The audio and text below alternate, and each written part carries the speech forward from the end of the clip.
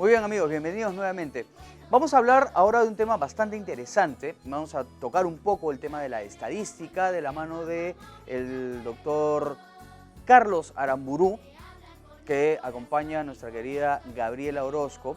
Y vamos a tocar un poco acerca de las tendencias, los retos que existen en el mundo y en Latinoamérica a futuro, en todos los temas que tienen que ver con el adulto mayor. Vamos a disfrutar de eso entonces. Mi abuelo, mi tata, mi lita, ellos son mis abuelos. Muy buenos días amigos. El día de hoy me encuentro honrada de hacer la entrevista al doctor Carlos Aramburú. Carlos Aramburú es antropólogo y demógrafo. Vamos a tratar el tema envejecimiento, retos y oportunidades. Quizás ustedes se pregunten de qué se trata, pero yo les voy a comentar que vamos a ver temas de indicadores y temas de investigación a nivel mundial y nacional. Carlos, bienvenido al programa. Gracias, Gabriela. Un gusto estar con ustedes. Y, bueno, un saludo a todos los que nos miran. Es un tema muy importante. Vamos a trabajar 3 temas. Uno, esto es un problema mundial, un fenómeno mundial. ¿A qué se debe? ¿Qué carencias tiene? Después vamos a hablar del Perú como corresponde. Y al final, una nota de optimismo, y es que tenemos que pensar en el adulto mayor como una persona valiosa, útil a la comunidad, que además merece respeto y apoyo. Y esos serían los 3 temas que vamos a tratar, Gabriela. Excelente. Entonces empecemos por el principio. Muy bien. ¿Qué está pasando a nivel mundial con respecto al envejecimiento? Hace poco hemos hecho una entrevista a la Organización Mundial de la Salud con el doctor Enrique Vega y teníamos algunos marcos generales. Me gustaría que nos lo precises. Bueno, lo primero es entender por qué es este fenómeno único en la historia de la humanidad. O sea, siempre ha habido personas adultos mayores. Si ustedes miran, por ejemplo, la vida humana en el siglo XVIII, XIX, en los países europeos, la vida promedio era 40 años. Hoy día la vida promedio está por encima de los 75. Hemos envejecido, ¿por qué? Porque la salud ha ido mejorando. Y la segunda razón que se aplica más a los países pobres es porque cayó la fecundidad. Entonces hay menos niños hoy que hace 20 o 30 años. Acuérdense, las familias de antes tenían 7 o 8 hijos. ¿Y está relacionado a alguna política pública? Está relacionado a las políticas de salud, felizmente hemos mejorado. En Perú en 1940 la vida promedio no llegaba a los 40 años, hoy estamos por encima de los 76, ¿no? Ese es un fenómeno interesante. Pero sí, déjenme hablarles un poquito de las cifras mundiales para entender qué está pasando. Las regiones más envejecidas del mundo son las regiones europeas porque empezaron su proceso antes. Por ejemplo, Francia empezó a bajar su mortalidad a mediados del siglo XIX y entonces como consecuencia de eso le tomó 114 años pasar de un porcentaje de adultos mayores de 7% al 14%.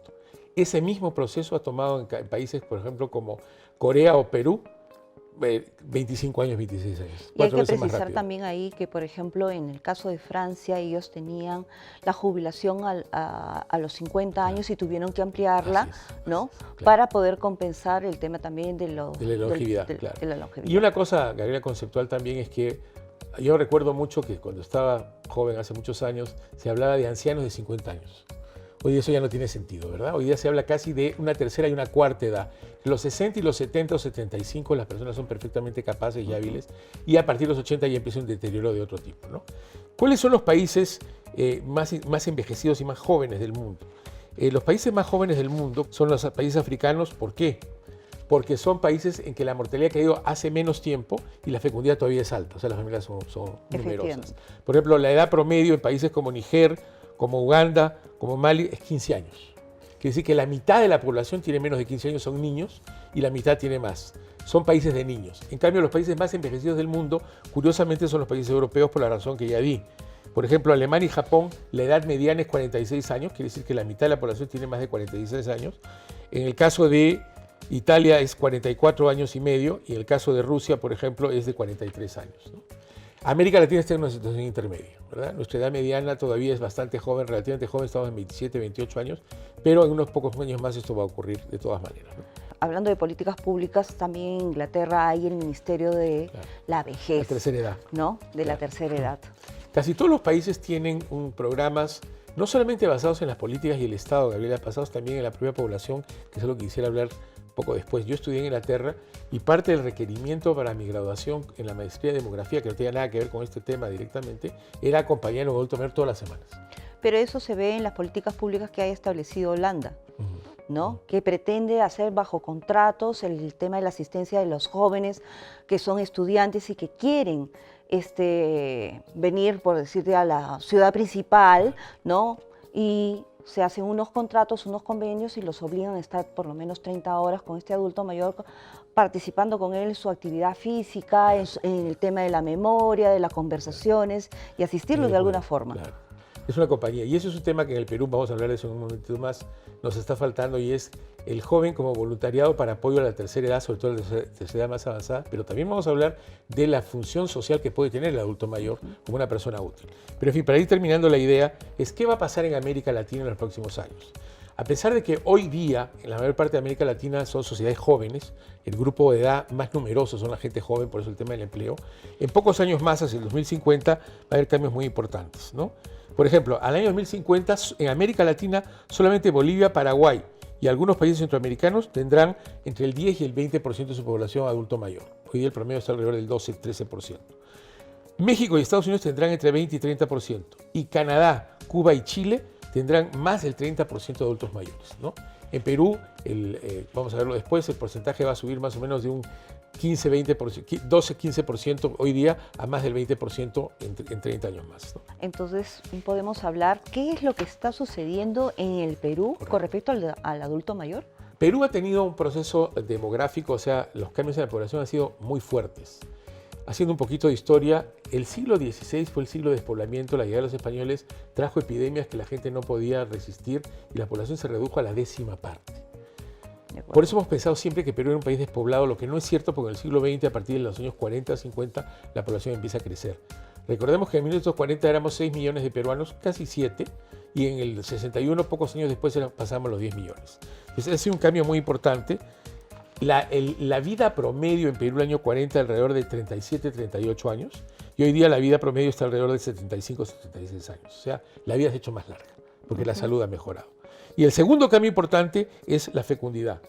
Nuestras abuelitas, muchos recordamos las familias, eran familias de 7, 8 hijos. Exactamente. Hoy día estamos en 2.3 hijos por mujer. Entonces, como hay menos niños, las generaciones pasadas que han ido envejeciendo son más numerosas que la de los niños porque hay caída la fecundidad. Entonces, este es un fenómeno que pasa una vez en la historia de una población. Esta ola de personas de adulto mayor va a ir desapareciendo paulatinamente, pero van a ser a futuro alrededor de un 20% de la población total. Y la gran pregunta, ¿estamos preparados para ello? Yo creo que no, ¿no? Un estudio reciente del INEI muy interesante ha trabajado personas adultos mayores que viven solas. En el medio rural, casi el 68% de los adultos mayores viven solos, solitos. Y hay más mujeres que hombres entre los adultos mayores. ¿Por qué? Porque la mujer es más longeva que el hombre. Eso me hace recordar que hay una película que se ha estrenado que se llama Huaynapacha, que es sobre unos padres y es en Aymara, ¿no es verdad? Sí, así es. En el mundo aymara, la cultura aymara. Entonces son gente que además tiene que trabajar físicamente, porque a diferencia de los que trabajamos en un escritorio, la gente que vive en el campo tiene que pastar a los animales, recoger la cosecha, cargar agua y sabemos lo que dura. Efectivamente. Sus condiciones de vida son muy duras y eso ya es una llamada de atención a las políticas públicas. Si bien tenemos pensión 65, esta no distingue vulnerabilidad para población rural. Mi hipótesis es que las condiciones de vida de un adulto mayor rural, sobre todo si vive solo, son mucho más duras que un adulto mayor que vive acompañado con toda su familia en la ciudad, ¿verdad? Es una cosa que tenemos que tener en cuenta. Entonces, ¿qué va a pasar con el Perú desde el punto de vista del adulto mayor en los próximos años? Es bien interesante porque hoy día más o menos se estima que a nivel nacional tenemos unos 3 millones de adultos mayores, ¿verdad? Y va a crecer a casi 9 millones de personas. Es decir, entre hoy y el año 2050, que está a la vuelta de la esquina, suena muy lejano, pero desde el punto de vista de las políticas públicas no lo está, tendremos 6 millones más de adultos mayores. Entonces la pregunta es, ¿qué significa esto? Varias cosas. En primer lugar, significa que la mujer peruana, y eso no quiero ser adivinador del futuro, va a pasar de cuidar niños a cuidar adultos mayores. Porque ustedes van a tener 2 suegros y 2 papás.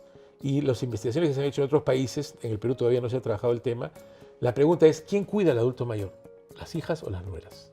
¿Verdad? Entonces, eso hay que prepararlo porque, es más, muchas veces los sistemas laborales no reconocen que así como cuidar niños es un derecho, cuidar adultos mayores también es un derecho y una obligación. Que no hay permiso por el cuidado del adulto mayor.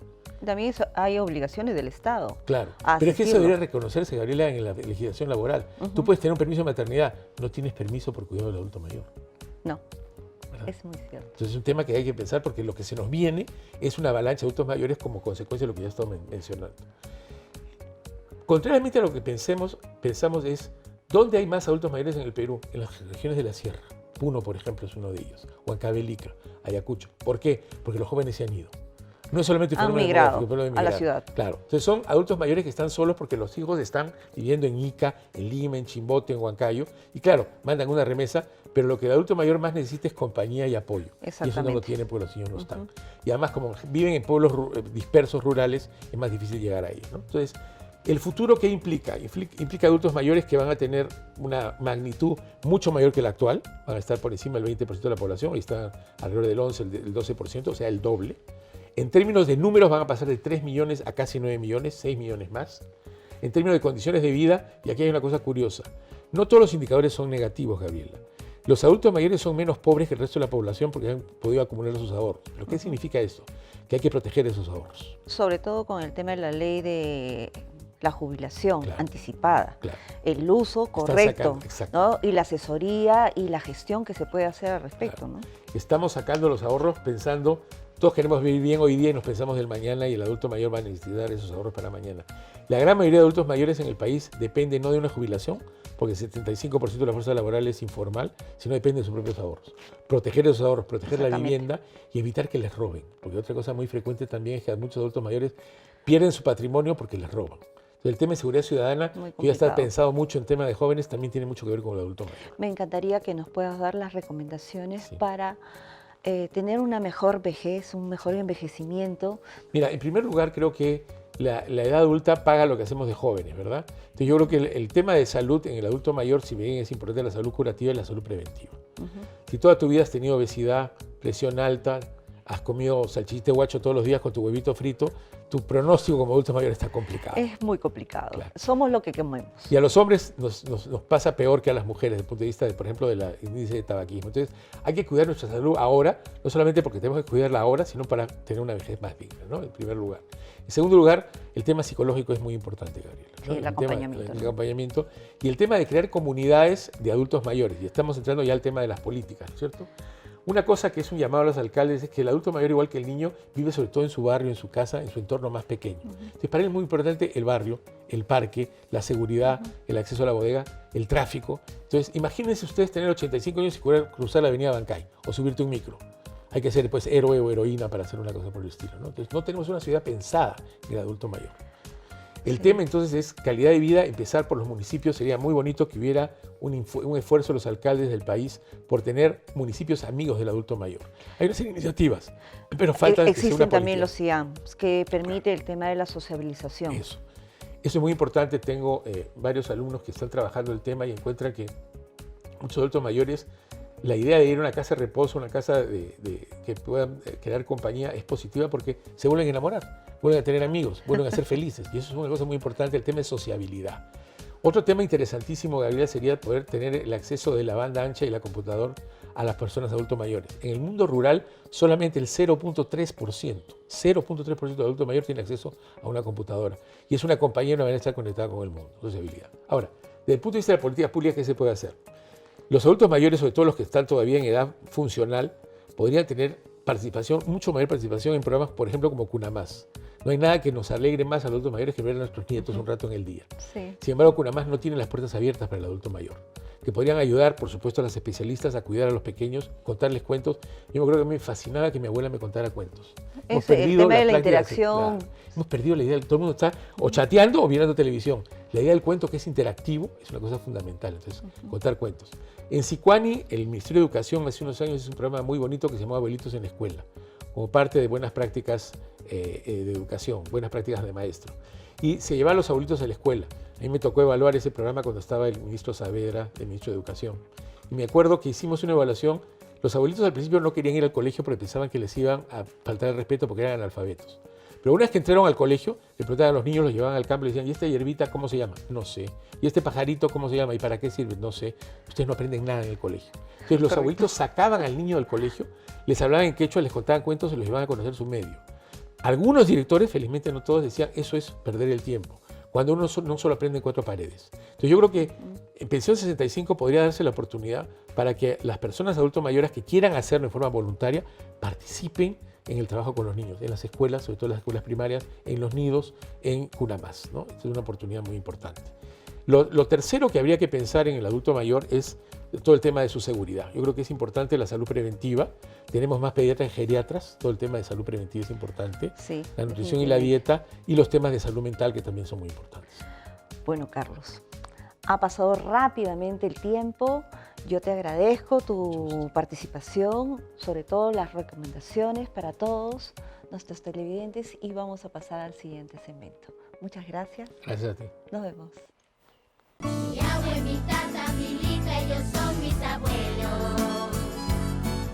Amigos de los nonos, eso ha sido todo por hoy solamente. Nos volvemos a encontrar la próxima semana, sábado, domingo a las 9 de la mañana por Viva TV. No se olviden de revisar nuestra página web, nuestras redes sociales. Muchísimas gracias por acompañarnos. Nos vemos en el siguiente programa. Cuídense mucho, por favor.